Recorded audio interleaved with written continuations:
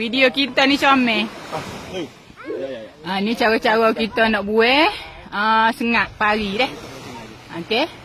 Cara-cara nak buat sengat pari. Kita buat situ. Soyok. Banyak. Soyok. Tali ni. Tolong itu tali. Ni kita nak itu sengat pari. Lagu ni cara-cara dia. Ambil contoh di Muncul malik pari Pari tin nak ke jatuh Pak Su? Jatuh, pari jatuh. Ya Allah, siap awak. tengok apa ni? 25 kilo. Kita tengok dulu Timbang dulu, kita timbang dulu. Ada nimbang. 25 kilo, siap awak teka berapa kilo? Kita main teka pula pagi hari ni. Berapa kilo siap awak teka? Kita ada agak-agak 25 kilo. Kalau siap awak tu kira berapa kilo? Agak-agak. Kita pula excited. Ya Allah. Berapa kilo siap awak teka? Teka berapa kilo? Aduh.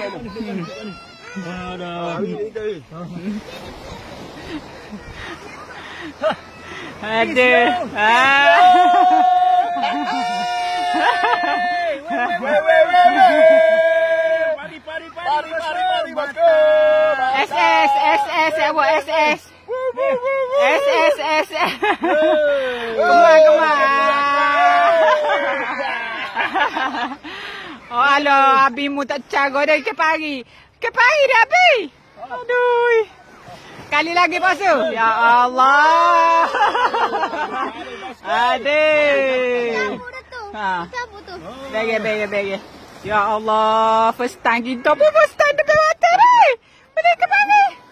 Aduh ya Allah. Sengat buat dia.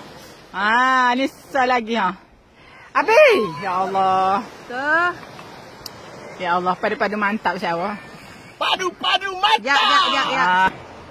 Ni sesi timbang pula, kita nak tengok berapa kilo deh. Berapa kilo ikan pari ni kita timbang. 18 kilo. Okey. Okey. Tepat. Siapa hak tepat kita baca nama hari ni deh. Baca nama. 18 kilo. 17 kilo. 27.8 kilo. Siapa tepat sekali? 19 kilo. Binatang gapo ni? Okey. Berapa waktu? 14 kilo. 14 poin ni. Berapa kilo? 14 poin ni. Ambil. 14 poin ni. 14. Nanti kita skor dulu. 14 poin ni. 14 poin ni. 14 poin ni. Ni dia orang dia. 14 poin ni. Dua orang ni. 30 kilo. Oi.